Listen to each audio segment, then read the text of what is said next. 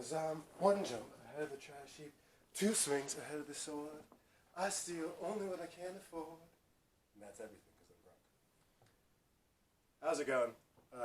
Edward, it's been a bit. Zamar and I have both been pretty busy.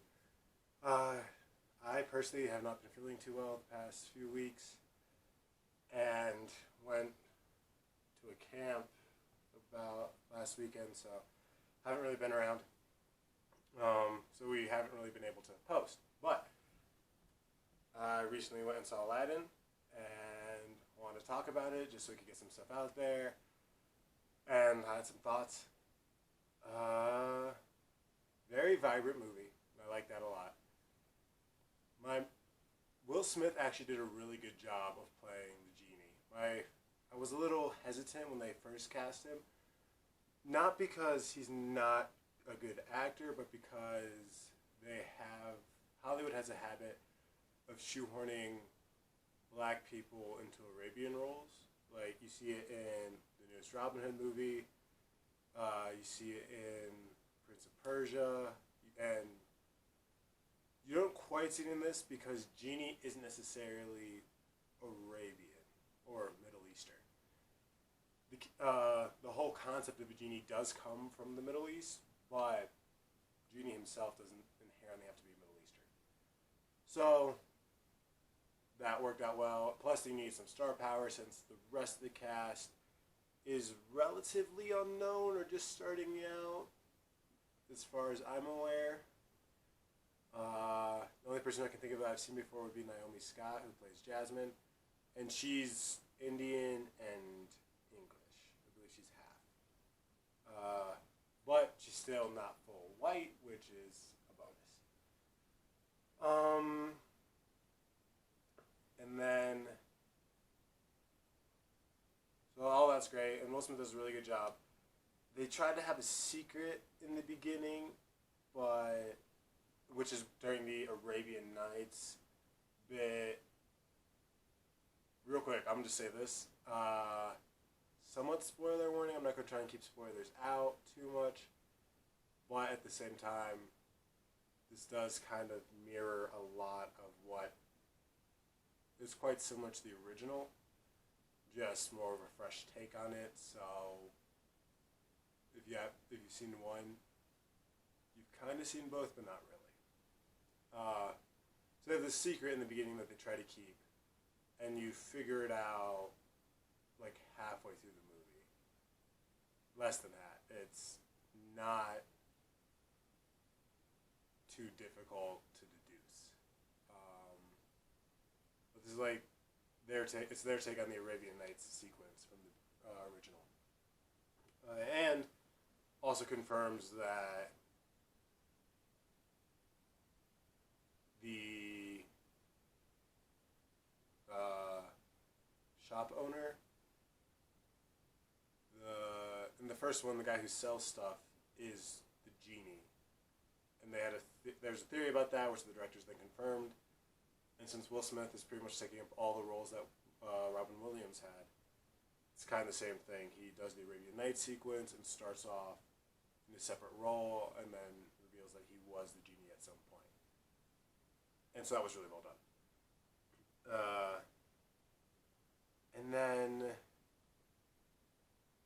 this is really vibrant, and they did a great job of kind of like merging modern culture into it. And so it's still very much like ancient, maybe not quite ancient, but like ancient Persia-esque, but there's a lot of rap in it. They do some hip-hop dancing in it, and that's all really cool. As far as the dancing goes, they speed up a lot of the choreography, and the choreography itself is dope. It's just, it's very difficult to do live. If not impossible to do live. Just because the way they're matching up to the music and the beats, and how dynamic the moves all are, and just like they're these big, they try to have like lots of space, and you can't do it in time with the music the way they were wanting to. So they probably actually played the music. It's not that hard to fix. They played the music they slowed it down, and then had the dancers do it to that speed, and then in post they speed it up to the actual speed the song's supposed to be. So that way, instead they're just like doing it like this, real speed, and then like turns into that in post, which is clever, makes it line up well, looks really cool, even can throw in like a little sense of magic, which may have been what they were going for, but it was a nice touch, though not physically possible to do, and can take you out of the movie if some of that stuff is abhorrent to you. Like if it sets off some alarms or something, it can definitely take you out. Let's see, what else is there?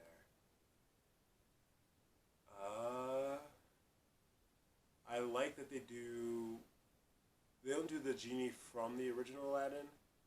They do a similar version, but instead of, it's kind of a combination of that and your classic genie from mythology. So the classic genie from mythology is kind of very self-serving and or a trickster of sorts and doesn't want you to get what you want. And so you make your wish, but you have to be very, very specific with your wish or else you don't quite get it. And you see that a little bit in the trailer with the whole make you a prince. And makes a prince and doesn't necessarily turn Aladdin into a prince. And so making him a prince doesn't really help him, whereas making him into a prince does. And so you have to be very specific. And so this genie, Will Smith's genie, is very friendly and for the most part is willing to help and isn't going to be too picky about that. But it does cover a lot of, maybe not plot holes, but logic holes that the original had, with just not being smart enough to, like Jafar wishing to be made into a genie and not being smart enough to recognize that, hey, if you're a genie, you have to have a lamp and you have to grant wishes and yada, yada, yada. There's no real exceptions for that. And so they do that round, like the genie is the most powerful force in the universe. And so instead of Jafar wishing to be made into a genie, he wishes to be the most powerful being in the universe. And gets turned into a genie and then sucked into a lamp. Which is also why in the movie Will Smith stops being a genie and becomes a human, because genies, and that according to the laws of this universe, have to have a lamp. The music for it as well is also great. I really like how the actual end title sounds more like it's like a song for a musical and kind of just like a song that would play on the radio, kind of just hyping yourself up. But it's just another rendition of A Friend Like Me from earlier, which was, and the earlier version was great as well. And there was a lot of the music, and it was really good, and doesn't really feel shoehorned in there, like a lot of musicals kind of happen where everyone just like is all of a sudden in a dance number, but there's no real explanation for it. There aren't a lot of dance numbers really in this one, and if there is a dance number, it's at a dance, and so makes sense. You get kind of a Knight's Tale pseudo dance sequence in it, which is nice. But a lot of the song numbers in it feel very natural within the context of the scene. I was talking with some people last night who were making the comment that some of the transitions into the songs were a little off. And I would recommend seeing the movie for yourself and deciding that one for yourself. That's not really an area that I know too well, so I can't touch on that. But I think one of my favorite things about it was that if you watch movies nowadays, there's kind of a trend. I'm going to get in trouble for saying this. If you watch movies nowadays, there's kind of a trend for there being these like feminist movements or notions in them, which is totally great. I'm down with like the feminist movement. Women and men are all equal. deserve the same pay. All of that. And can do the same. They can all do the same things. I'm down with all of that.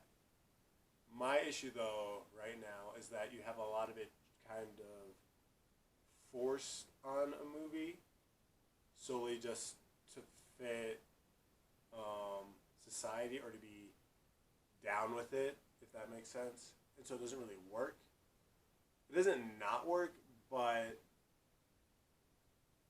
it kind of... Some stuff is done to contribute to it, which detracts from the movie.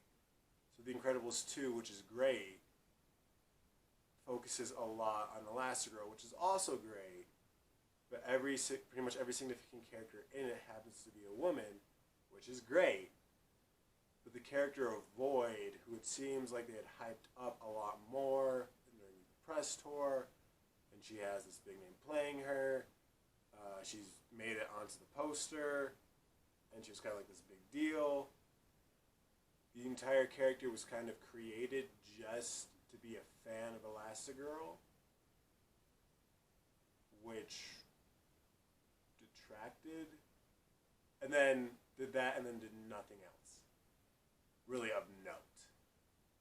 And so some movies do that. The Avengers movies, which I love, namely Infinity War and Endgame, both have... This is going to be a spoiler for Endgame. Infinity War has the... What was it? 3? It's when Black Widow and Okoye are fighting one of the children of Thanos, and then are joined by Scarlet Witch, and it's kind of this moment of woman empowerment. And so in that sense, it's believable, and that one was well done. Whereas in Endgame, you have... There's a theory about it being promotion for A-Force, but you have this scene where every female name in within the MCU universe kind of shows up in one spot during this final battle. And the scene itself is dope. And you get to see how powerful everyone is. But my issue with it is that it's really kind of impractical when you take a second to think about it, because a lot of the people who are there don't really have transportation powers, or aren't really fighters, and then they all end up in this one spot at the same time to do like the same thing. And so they're all able to get away from the fight at the same time and end up in the same spot at the same time. It's just kind of unrealistic. The scene itself is amazing, but when you just take a second and stop and think about it, it doesn't make a lot of sense. And that's an issue I have with it, but as a whole, it works. Whereas with Aladdin, you don't really get that feeling at any point. Jasmine herself has always kind of been like a feminist character, feminist icon. I think. I'm not putting words in feminist mouths. But she was always like independent and felt like she was oppressed and like was oppressed and tried to separate herself from that. She wanted to marry who she wanted to marry. So in this one she wants to be Sultan. I forget if she wants to be Sultan in the original. It's been a bit. But they don't detract from that at all. And then it's like, yeah, she should be Sultan. She knows the city better than anyone, and the people pretty much better than anyone. No guy from another kingdom can come in and marry her and be a better ruler than she could be.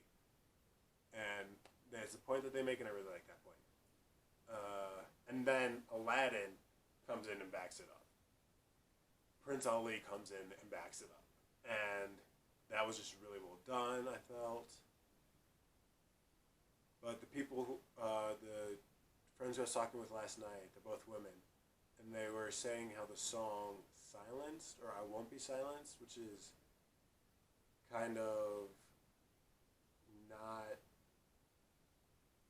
It's the big, like, feminist song in the movie. And it feels it's more of a ballad than anything else, and so it doesn't really fit in musically with the rest of the songs. And they had an issue with the word silenced and just not speechless. They had an issue with the word speechless just in the song. It was a little off-putting for them, and like silence would have been a better word. Quiet would have been a better word. Like I won't be speechless. They felt was a little weird. Yeah. So all in all, Aladdin, it's good. I liked it. You should go and see it. Make your own assumptions, and yeah, thanks for hanging out. And you ain't never had a friend like me. Bah!